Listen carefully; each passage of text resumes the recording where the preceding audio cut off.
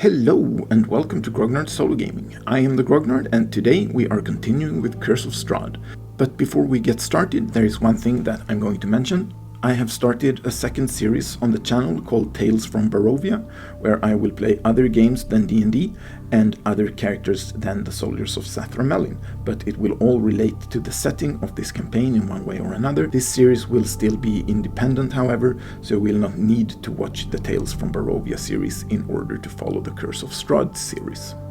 With that out of the way, let's return to the village to find out what happens during the rest of the second day of the census and what Janosch finds under the graveyard after descending the stairs in the mausoleum. After some 10 steep steps, the witch hunter finds himself in a chamber, crudely built with natural stones and long-rotted timber. The room is so small the torch can illuminate it easily, but seeing the state of the supporting structure just adds to Janosch's feeling of claustrophobia. The only thing in the chamber is an open stone sarcophagus, the lid of which lays broken on the floor, making it easy to see it is empty. What looks like a tunnel opens up in the other end of the room and the witch hunter moves on. Inspecting the tunnel reveals it has simply been dug out of the earth. There is no supporting structure whatsoever. Janosch hesitates for a moment before crouching down to enter the tunnel that has a ceiling that is more than a foot too low for him to be able to stand upright. The air is cool, damp, and smells of mud. Here and there are little puddles on the floor, and the stones jutting out from the walls are shiny from moisture in the torch's light. The narrow tunnel slopes downward, and Janosch moves carefully. After a minute or two, the tunnel intersects a corridor that, to the witch hunter's relief, is more spacious and allows him to stand up. It also seems to be part of a natural cave system, as the walls are mostly made of rock and seem much sturdier. Finding nothing to separate the one new direction from the other, Janosch simply starts following the tunnel on his left-hand side, that he thinks leads south.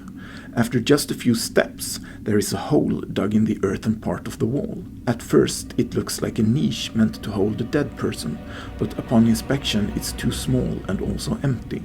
Holding the torch closer, the witch hunter can see roots sticking out from the top of the hole, and as he leans closer, he can also see bite marks in some of the larger roots. The roots haven't been eaten or gnawed, but rather something approximately human-sized has bitten them once with 2 pointy teeth, located close together. Janosch fights the urge to say "what the hell" out loud and just shakes his head and moves on down the corridor. He has no idea what could possibly have made the bite marks. After another few steps, he can hear the squeaking of rats, and soon thereafter the first pair of shiny black eyes become visible in the flickering light. He immediately reaches for his sword, but remembers Madame Ava's words, and as the first rat becomes fully visible, it is clear it is both smaller and less aggressive than the rats the group encountered in the village. For a stretch of the tunnel there are more and more rats, and several more of the dug-out holes with bitten roots. Then it is as if there is an invisible line on the floor, and on the other side there isn't a single rat. Janosch holds his hand out, half expecting an invisible barrier, but there is nothing tangible, and he continues cautiously, noticing vapor that floats over the floor. It immediately makes him think of the ever-present mist outside. The further he goes, the thicker it gets, but it stays low, never reaching higher than his knees. Just as the mist becomes so thick, the witch hunter can no longer see the floor at all, and he starts thinking about going back. The tunnel widens into a chamber up ahead. Allowing his curiosity to get the better of him, Janosch continues walking to see what the chamber holds. As the witch hunter looks into what turns out to be a natural cave, he can see something large, black and shiny sticking out of the vapor. For reasons he cannot name, he freezes in place and does not enter the room to investigate. As the vapor ebbs and flows, it becomes clear the thing on the floor is a pointy chunk of obsidian or some similar material. Though there is nothing apparently strange about it, Janosch's first reaction to it is still much the same as if he had just come face to face with a dangerous beast. He decides to follow his instincts and backs away from the room, keeping his eyes locked on the obsidian-like thing on the floor, as if he expects it to suddenly grow legs and chase after him. Nothing happens, however, and Janosch soon finds himself back at the stairs leading up to the mausoleum. He considers leaving, but decides against it and follows the tunnel towards what he figures is approximately the north. At first it's more of the same, a natural tunnel of rock and earth, with a few dug-out holes and bitten roots, and also an ever-increasing amount of rats, until the tunnel is suddenly blocked by thick metal bars. Janosch inches closer to inspect the bars, pushing his feet instead of lifting them, in order not to step on the now ubiquitous rats. Though he is focused on the metal bars, he suddenly becomes aware of two shiny yellow dots behind them. He stops and puts his hand on the hilt of his sword. The yellow dots are eyes, Janosch is certain of it, but this time he fights his instincts and removes his hand from the weapon. Taking a deep breath, Janosch raises his torch to reveal the creature that is watching him. Meanwhile, in the village, the rest of the group has been pressing on, making good progress on the census. Having just cleared the 10th house on the recently named Mace Street, the group exits the building to find Donovich holding the paint bucket and brush, while absent-mindedly looking north towards the village square. Friedrich is about to ask the old man to get back to work, but he finds that he has already painted white 10 on the door, so instead he also looks to the square. A wagon carrying 2 adults and 3 children has stopped just outside the Blood on the Vine tavern. Ismark turns to Friedrich. "It seems we have visitors, Barovians from the look of their clothes. I'll go see what they want." "I think there's time for me going with you." The cleric turns to the rest of the group. "Clear another house or 2. Purple and the brothers in front. Call on Sethramelin. Use your limited resources. You'll be fine. Irene and Seraphine, you hang back and use ranged attacks." The others nod and move to the next house. As they approach, Friedrich and Ismark can see the strangers indeed look like very average Barovian commoners. They can also see that the wagon, which is drawn by a single tired old draft horse, contains only a few meager belongings. The 3 children flock to their mother and fall silent at the sight of the armed and blood-stained men. The man, who has looked at the closed sign on the door of the tavern, looks worried but manages a smile. Good afternoon, gentlemen. My name is Bratislav Ogrovich, and this is my wife Anilia and our children. He gestures to the others, who all remain quiet. The burgomaster and the cleric introduce themselves and ask Mr. Ogrovich where he is from and what brings him to the village of Barovia. "Oh, pardon me, my lords." The man does his best to bow cordially. "We are from Vallaki, and I suppose we would like to move here, but we cannot afford the house, so maybe we can be serfs or servants somewhere." Ismark frowns. "Why did you leave Vallaki? What is your profession? Have you committed a crime or something?" Mr. Ogrovich fails to hide his discomfort. "I am a carpenter, my lord, and I did displease the burgomaster, but I am no criminal, I swear to you on my family's good name." Friedrich leans in and whispers to Ismark to go help the others, saying he'll explain later. The fighter nods and bids the newcomers farewell for now. Seeing the cleric dismiss the burgomaster seems to make Bratislav both relieved and intimidated at the same time, and this time when Friedrich asks why the family left Vallaki, he gets an explanation. "The burgomaster there, Baron Vargas Vallakovich, I'm sorry, it's difficult to speak ill of nobility, and I did not wish to incur the wrath of Burgomaster Kolyanovich. But Baron Vallakovich, I fear he has gone mad, my lord." The Barovian man lowers his head and looks at the ground as if awaiting a punishment for what he has just said. "Do not be so fearful, Mr. Ogrovich. No one here will harm you for telling the truth, and I think there is much I would like to know that you can tell me." Friedrich smiles, but not really at the man in front of him, but rather at his own good fortune. "But first things first, I would very much like to place you under my own personal protection, and I believe I can easily solve many of your problems. But I can only do that if you join my church, the Church of Sethramelin." "My lord, I am not a brave man, but I try my best to be honest, and I do not see how I could refuse your offer." "Yes, I understand you are at a disadvantage, and normally I might take that into account. But right here, right now, I simply don't have the time. So, welcome to the Church of Sethramelin, Mr. Ogrovich." Friedrich shakes the other man's hand vigorously. "Now, do you have a deed for your house in Vallaki?" Yes, of course, my lord, but I do not know if the burgomaster would honor it after we fled his town. Let me worry about that. Here's my offer. You give me the deed to your old house, and in exchange you will get the best empty house in this village. That is more than I could ever have hoped for, my lord. You have our eternal gratitude. He gestures to his family. Excellent. I'm also going to give you work, because the church, the building that is, Friedrich points to the northwest, is in dire need of restoration, as are many other buildings. I will also see to it that you are paid extra if you take on a handful of apprentices from the village. Mr. Ogrovich has a hard time speaking, but manages to say, Thank you so much. Thank you ever so much, my lord. I am no noble, so as a member of the church you address me as father. Now, if I'm not mistaken, I think the 7th house on Warhammer Street is where you want to go.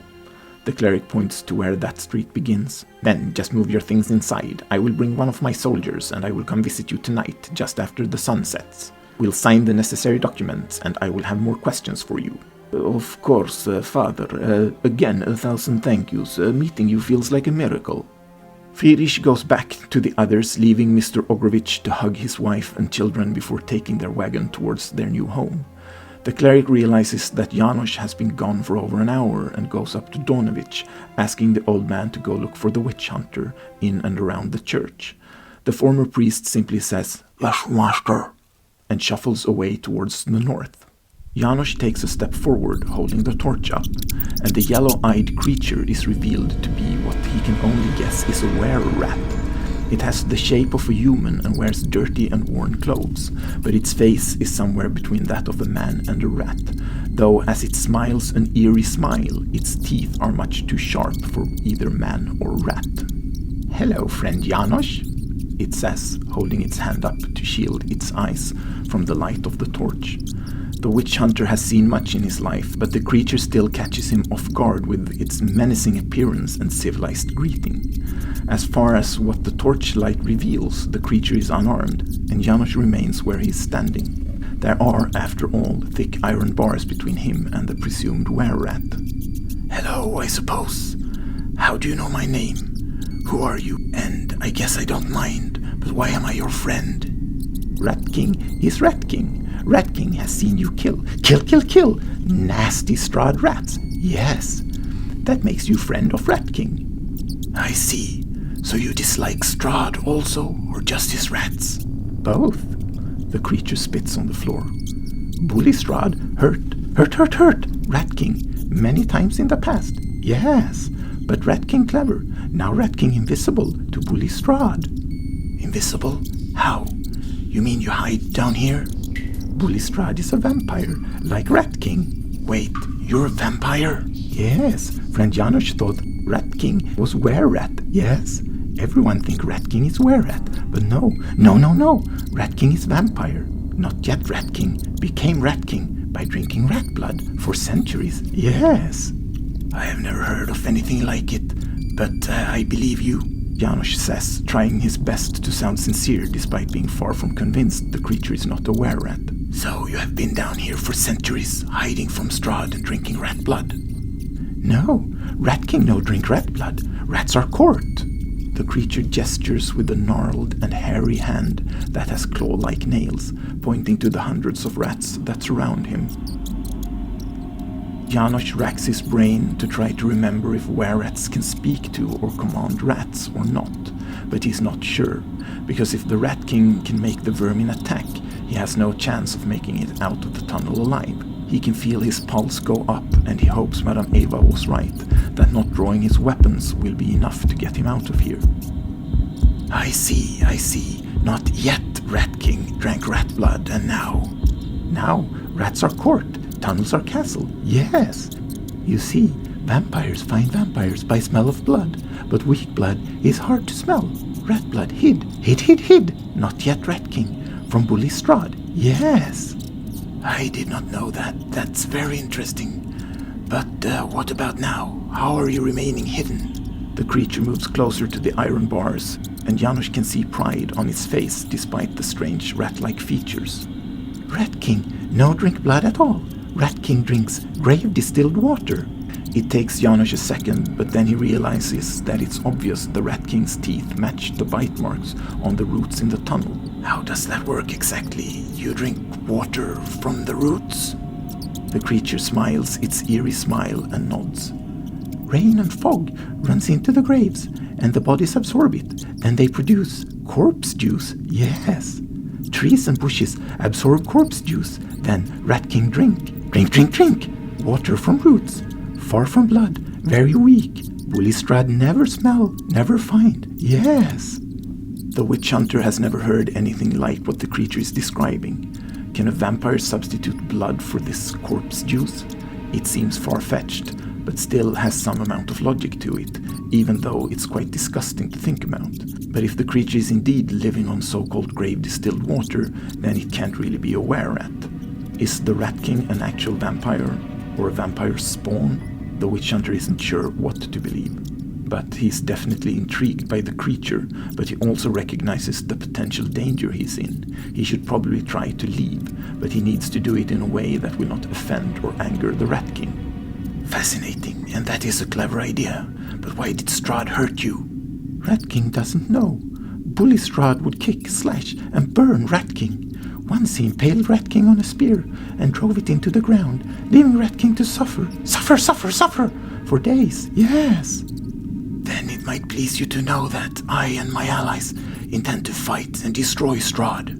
Yes, Rat King hopes friend Janosch succeeds, and if successful, Rat King will grant friend Janosch a royal boon, yes. The witch hunter isn't sure if he wants a boon from the Rat King, but he doesn't let that show and simply says, "Thank you, Rat King, that's very kind." Friend Janosch hasn't run away from Rat King like most people. Also, friend Janosch hasn't even stepped on the rats, much less kicked or cursed them. That's very rare. Most visitors do, yes. In his mind, Janosch thanks Madame Eva, as she's the only reason he has acted more carefully than he normally would have. Feeling like he is in less danger, as the Rat King seems content and will probably allow the witch hunter to leave to go fight Strahd, he asks, "How did you become a vampire? Who were you before you became the Rat King?" The self-acclaimed vampire sighs. Rat King cannot remember, but Rat King looked human once. Perhaps friend Janosch can find out who not yet Rat King was. Yes. Rat King would bestow another royal boon on friend Janosch. The creature smiles another eerie smile, revealing its many sharp teeth. "Of course, if I can figure it out, I will tell you. But do you remember if you were here before Strahd came to power?" Rat King uncertain, but probably. Rat King has seen the sun many centuries ago, and after Bully Strahd, no more sun. Interesting. The Rat King suddenly flinches in a very animalistic way and says, "Oh, fat old priest is here. You should go. Come back with not yet Rat King's name, or the ashes of Strahd, and Rat King will keep word and grant royal boon. Now, final Rat King trick. Yes." "Sergeant Hertz, are you down here?" Donovich's voice makes its way through the tunnel from far away. The Rat King crosses his arms over his chest and leans back into the shadows until only his yellow eyes can be seen. As Janosch automatically leans forward to see what is happening and the torchlight again reaches the Rat King, he is no longer there. Instead, there is a man-shaped swarm of rats that instantly crumbles to the floor. It is impossible to tell where those rats go, as they mingle with all the other rats, and they all look exactly the same. But it's quite obvious the Rat King could have passed between the iron bars at any time if he had wanted to. Janosch hears Donovich call out again and starts to head back to the mausoleum. To his surprise, all the rats have moved aside, leaving a clear path in the middle of the corridor. Not only that, but they all sit on their hind legs, completely still and completely silent, and just watch him as he passes. And somehow this experience is worse than being attacked by the much larger aggressive rats in the village, because this might be the king controlling his subjects. But more disturbingly, it could be that there are any number of rat vampires, or whatever the Rat King actually is, hidden all around Janosch. He tries not to think about it and hurries on. In the T-crossing, he nearly punches Donovich in the face as the former priest appears just around the corner. He tells the old Barovian nothing about his encounter and simply accompanies him back to the village. And not until they are back at the village square does Janosch realize that he forgot to ask the Rat King about the strange stone or crystal in the cave to the south. For the rest of the day, Friedrich has everyone working as hard as they can. Then, at sundown, like the day before, a few members of the group escort Irina back to her home. This time it is Seraphine and both the paladins that go with the Barovian woman.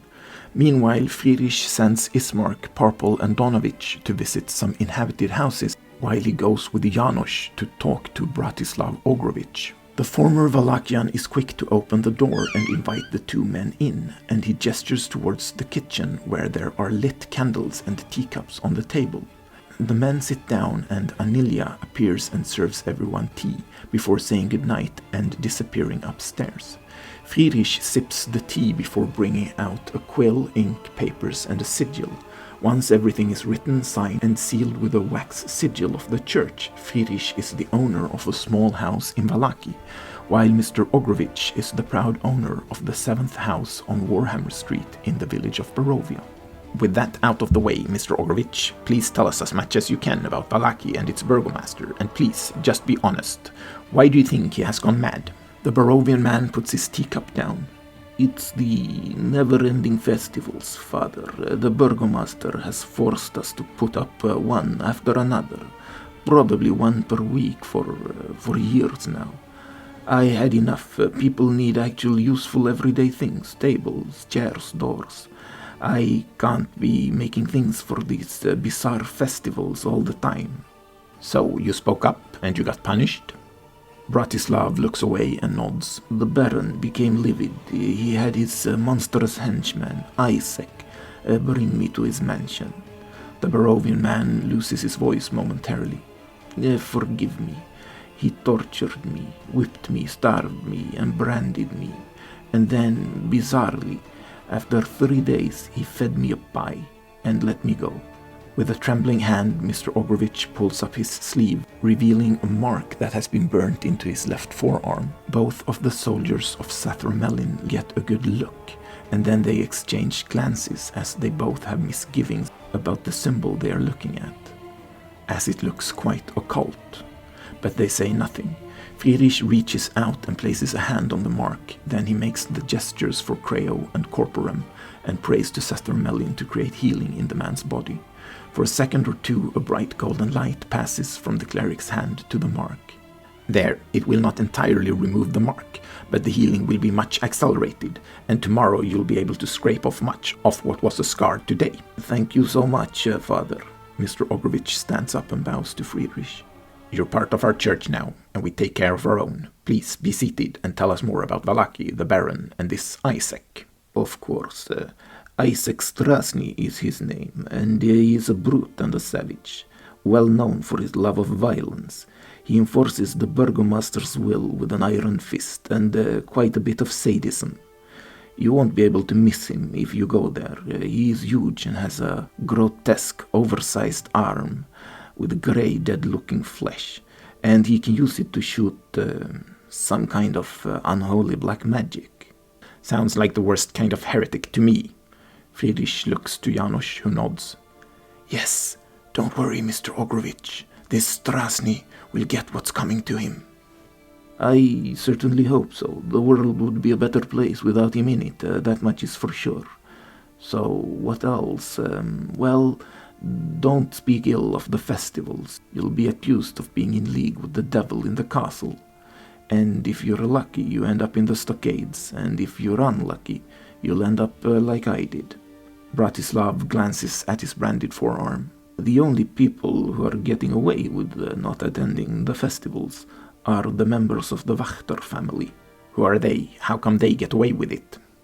I have heard that Lady Wachter, who is the matriarch of the family since her husband's passing, is in good standing with Count von Zarovich.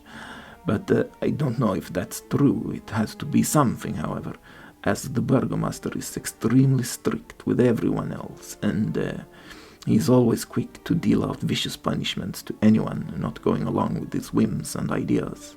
A von Sarovich loyalist and a madman. Vallaki seems like a lovely place.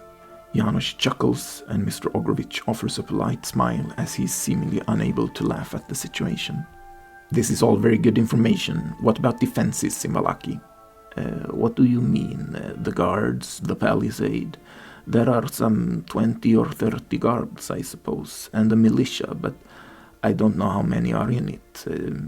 The palisade is made of wood, rope and mortar, and it's maybe 15 feet in height.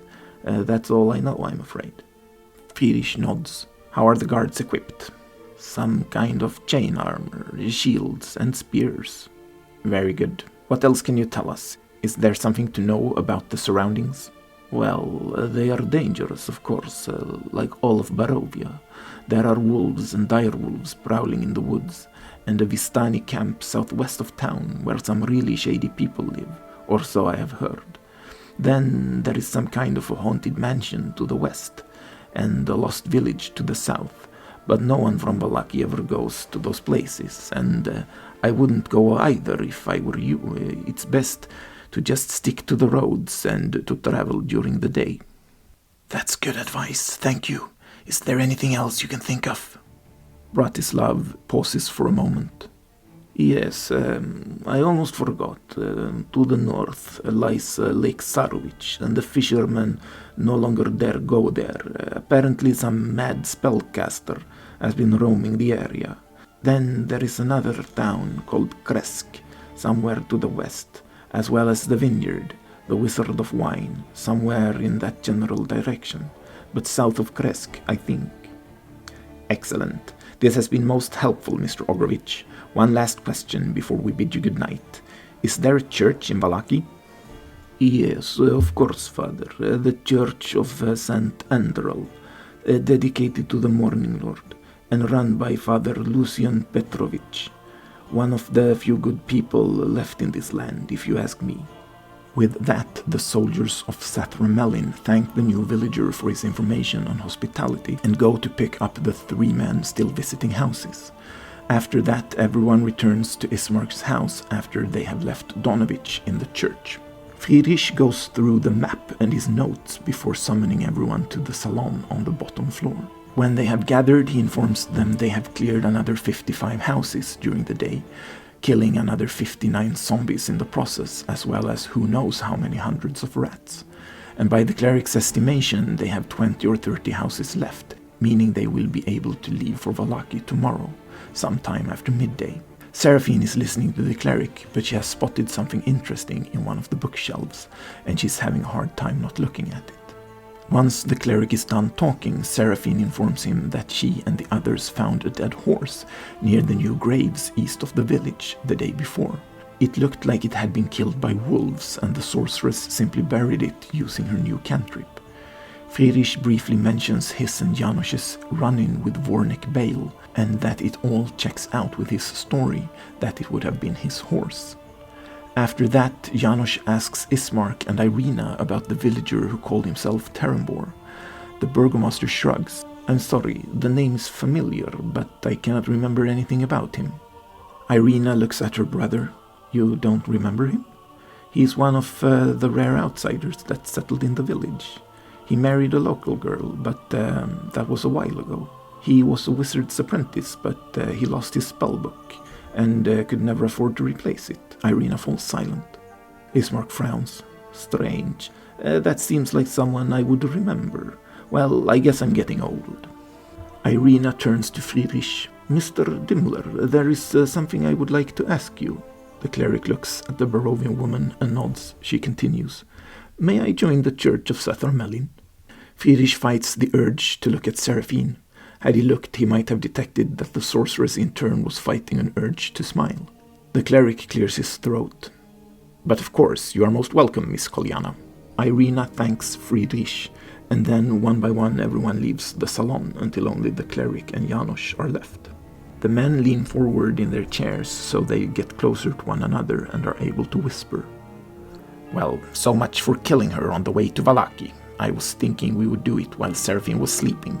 But she no longer sleeps, and now Irina has joined the church, so I guess it's time for Plan B, whatever that is. I guess we do our best to keep her alive then, and to keep her away from von Zarovich. Something tells me Seraphine put her up to this. Yes, that may very well be, but I spoke to someone today, a fortune teller, and she said we are going to need Irina in order to defeat Strahd, so plan A was probably no good anyway. You're listening to fortune tellers now? Friedrich laughs. Laugh all you want, but she had some good information. Crystal balls, tea leaves, and tarot cards. Such occult practices are heresy, but be that as it may for now. Tomorrow we will finish in this village and move on to Vallaki, and from what we have learned, there is going to be much to do, both in that town and elsewhere. Janosch can tell that his captain is more pleased than bothered by the situation. It's clear he's looking forward to what comes next. The witch hunter proceeds to tell the cleric everything about the encounter with Terembor, most of the talk with Madame Ava, and nothing about the Rat King. He realizes the poor vampire creature is doomed in the end no matter what, but Janosch doesn't want to be the one ending him, and he knows Friedrich would show neither restraint nor mercy if he knew there was a vampire hiding in the graveyard, even if that vampire only drinks grave-distilled water, as he called it. Friedrich has just started saying that he wishes they could have hung the Jarobs publicly, preferably in the village square, when Seraphine comes back to the salon, and the two men fall silent. Sorry, I didn't mean to interrupt. I just wanted to look for something to read. I can come back later. No, we're done, and we need to call it a day, even if the work never ends. You've done very well, Seraphine. Ever since we got lost in the mist, you've become more and more of a warrior. Keep it up, and if you want to, you will be able to join the army when we return to Agrameny. Thank you, Father, you're too kind. Everyone says goodnight, and Seraphine starts pretending to be searching through the books in the salon. The reason that she's pretending is that she has already spotted the book that she's interested in. She just doesn't want Friedrich to see it. Once the sorceress is sure she's alone, she summons her magical hand to rearrange some books on a top shelf so she can bring down one that is tucked away as to be nearly impossible to see. The book is black and looks very much like the ones the party found in the secret room in Durst Manor, except this one is wrapped in an iron chain that is locked with a padlock. Under the chain are two envelopes, and the Asimai can barely contain her curiosity. Slipping them out from under the chain is no problem, and she can see that the first one reads, "To Mr. Gustav Durst." The second one reads, "A dire warning." She did get Irina's blessing to look at the books, but despite her curiosity, she doesn't really want to open the envelopes without asking her friend first. Luckily, the Barovian woman appears in the doorway the very next second, and Seraphine gestures for her to come closer. Do you know what this book is, or these letters? She holds them up for Irina to see. Yes, sort of. It's quite macabre, but I can tell you. Seraphine nods, and the two women walk out into the hallway to begin their guard duty, and Irina says, "It must have been over a decade ago, when I was still a child. People had gone missing in the village. They had nothing in common, except that they had been alone at night when they disappeared. And my father and the men of the village really couldn't figure out what was going on." Seraphine and Irina sit down in the chairs in the hallway, and the sorceress casts her light cantrip on the same lamp as the previous evening. Irina takes out her sword, which also glows with light. "Friedrich?" Seraphine asks, looking at the weapon.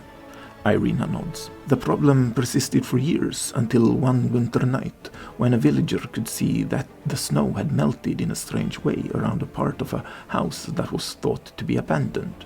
The Barovian woman pauses, seemingly just for effect, and Seraphine gives her a stare that is meant to say, "Go on." "Upon investigation, my father and a few strong men he brought with him found an unknown man living in a secret room in the cellar of that house.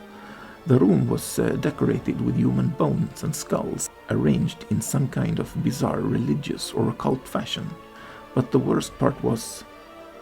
Are you sure this isn't too gruesome for you? You were raised by civilian nuns, after all." "Very funny, Irina. Please stop teasing me and go on." Okay, I guess you can't have nightmares anyway." So it turned out the strange man was a cannibal, and he had a large cauldron where he could cook his victims, and the steam from the cauldron had found its way through the rickety old walls and melted the snow. Ew, that is pretty macabre. But please go on, what happened? Did they catch him? "Yes, he was supernaturally strong, but after injuring many men, including my father, the stranger was subdued, bound in chains and interrogated. But he never spoke a word, and eventually they hanged him. He didn't die, however, so they beheaded him and burnt the body. Then they buried him somewhere in the old Swalish woods, in a deep grave with heavy rocks on top of the coffin that had been nailed shut, so he could never return. Your father told you this story as a child? Irina nods and smiles. It's pretty tame by Barovian standards. She points to the envelope labeled Dire Warning. That one was written by my father to explain that the chained book and the other letter were the only belongings of the stranger, who is only known as the Cannibal of Barovia. Have you read the letter or the book? No one in the village has ever been able to decipher either one. It's some kind of strange language. Father Donovich thought it was the language of demons or devils. Let's hope so. Wait, you can read devil speak? Yes, it's only taught to Asimai and generally only those raised in abbeys with civilian nuns, because it's thought to be safer, so those who know the language are able to resist any temptation or corruption it might lead to. It's because of the war on evil, of course, so we can know the enemy's plans. Otherwise, I think knowing such languages would simply have been forbidden for everyone. Yes, of course, those useless civilian nuns again. But now I'm very curious. Go on, open the letter, open it. Seraphine puts the chained book on the floor and carefully opens the envelope. She immediately recognizes the intricate and snake-like alphabet of the abyssal language. Irina leans closer to look at the text. Can you read it? The sorceress nods. It's addressed to Brother Durst, whom I think it's safe to assume is the Gustav Durst whose name is on the envelope. Have you heard the name before? No, I'm pretty sure I haven't. Have you heard it? Yes, actually. After we got lost in the fog, we stumbled across a strange house that had belonged to a Gustav and Elizabeth Durst. They were dead? Sort of. They had been turned into what Janosch said were ghosts, essentially a stronger version of ghouls, and it seemed they had been the leaders of some kind of a cannibal cult, possibly called the Priests of Ossibus. So the Cannibal of Barovia was a member of that cult? I guess that makes sense. Read the letter. What does it say? Seraphine clears her throat and begins reading. Okay, it says, "My quest has been successful and our suspicions have been confirmed. Look for books by Dr. Archibald Kuru. The booksellers could not be trusted. They withheld the first and most fundamental volume. But I have procured it from them now, together with items that should end the laughter. The laughter is unavoidable and necessary, however, but dedication to the transcendent, as described in Volume 1, will grant a special eater that consumes the laughter. So we now have all the answers. I just need to speak with the new one. And hopefully I can find a messenger willing to brave the fog, so this letter finds you before my return. Be aware that I have successfully obtained an eater, so we do not need to turn to the new one, if not for the fog. I will try to learn if it is his or not. Remain steadfast in your devotion to the transcendent, and he will soon liberate us all." It's signed by Tikarnos Shirat. I suppose it's pronounced Shirat. I'm not sure. I'm very confused. I guess some of the words would make sense to the receiver only, so it's like a code. Do you recognize either of the names? I guess Tikarnos was the Cannibal of Barovia then. As much as I love a good mystery, I feel like everything is just difficult in Barovia. The sorceress sighs and shakes her head. However, and don't ask me why, but I actually have heard of Archibald Kuru. He discovered a disease that afflicts cannibals, and one of the symptoms is uncontrollable laughter. That is some pretty strange knowledge to have. Should I be worried about you? But I guess you learned that when you studied medicine in that no-good abbey full of civilian nuns, Fine, I get it. I shouldn't complain, and yes, I did learn a lot of useful things from the nuns. But I wonder what they mean with the new one. Is that von Sarovich? Janosch thinks he is the key to the fog, but Strahd must have appeared over 400 years ago, and if the fog is as old, then Tikarnos was equally old. So the Cannibal of Barovia spent 4 centuries eating people? That's a disturbing thought. Yeah, it all makes sense on some hard-to-grasp level. I mean, I don't understand the details, but it's obviously all connected somehow. But what's an eater? If the laughter is the disease discovered by Archibald, what eats a disease? And who are the booksellers? Yes, and what is the transcendent? Tikarnos says he about the transcendent, so it's probably a person then, isn't it? Both women fall silent and look at the chained book on the floor. I'm very curious, but that book looks exactly like some disgusting evil tomes we found in the manor. So whoever the booksellers are, I think it's safe to say these were the books they sold to the cult, and I'm pretty sure we burnt 12 books in the manor. So the cannibals turned to ghasts? Yes, ghasts and ghouls. So it seems the cannibal disease, it turns people into those undead monstrosities. But with an eater, whatever it is, it eats the disease, preventing the cannibal from becoming undead. But still the disease is necessary? Yes, I think you might be right. The disease then, it makes them live forever? Yeah, maybe like a pre-stage to undeath? That's another disturbing thought. But yes, that could be it. If this Tikarnos was more than 400 years old, it certainly seems possible. And maybe that explains why they became cannibals in the first place, to live forever. I guess we could find out what an eater is, and maybe the transcendent too. Irina points to the chained book on the floor. Seraphine nods. Yeah, I guess, but I'm not really comfortable opening it. I'll put it back. We can think about it, and we should probably consult Friedrich, even though he's probably going to be more concerned with destroying the book than solving the mystery. I don't think the book is cursed or anything, it's just that now that I know what it is, I don't want to read it in secret. Irina nods and the sorceress goes to put the book back. Janosch has heard the women speak in lowered voices, but he has not been paying attention. Instead, he has been sitting on a chair with closed eyes, trying his best to focus his mind and make contact with Morgantha. But so far, he has had no luck. The old witch can probably read his mind to some extent, so she knows what Madame Eva has told him. She would also be smart enough to realize that he has a good reason to be trying to contact her, and a good reason to no longer be intimidated by her. So she's probably just keeping her distance to lull him into a false sense of safety, while she's thinking of new ways of getting to him. After a few more attempts at sending thoughts to Morgantha, Janosch gives up. He decides that tomorrow he's going to dig up Morgantha's grave, take her skull and sanctify the rest of her bones with holy water. As he finishes the thought, he can sense her presence for a fleeting moment, and she's not happy. But she says nothing and she does nothing, and the witch hunter soon falls asleep without being disturbed. The next morning there is a special energy in the air, even if the Barovian morning is exactly like all the previous Barovian mornings, grey, cold and damp. But the party and their allies all know that today is the day they are going to finish the census and leave the village to go to Vallaki. While they're eating breakfast, Irina suggests to Seraphine that they should search the tavern, the Blood on the Vine, as the owners were spies of the Devil Strahd. The sorceress realizes Irina wants something better to do than just stand around while Friedrich and the Barovian men talk to families, and she feels much the same and agrees.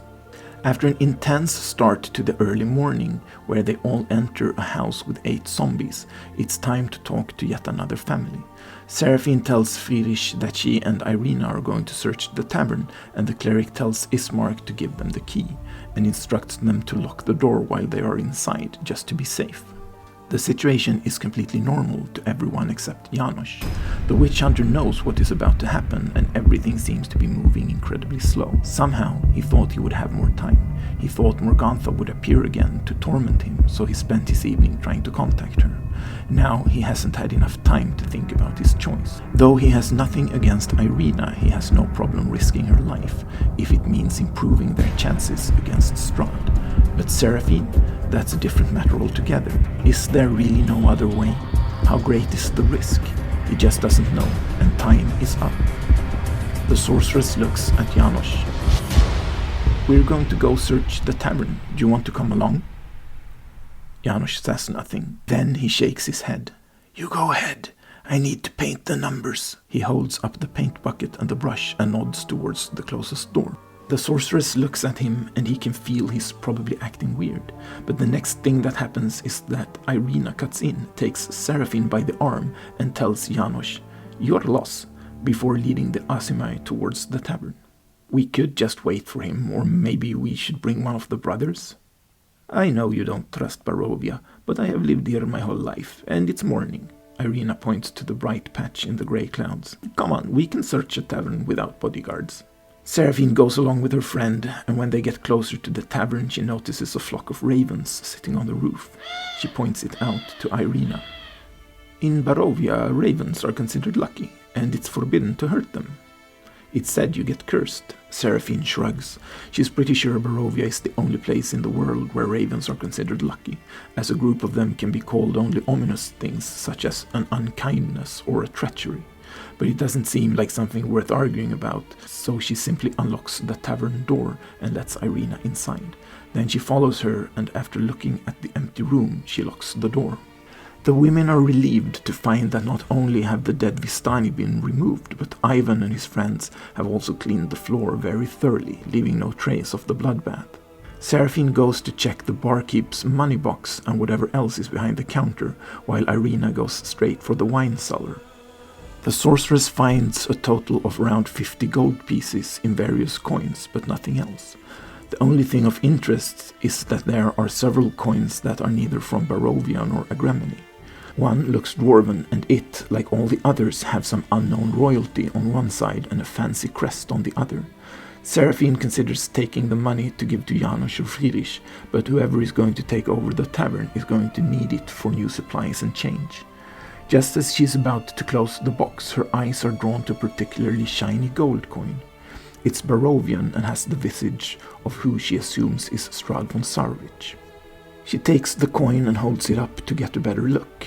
Could this be the man they had seen a statue of in Durst Manor? It was definitely possible, but a chiseled grim face and long hair was not enough to say for sure.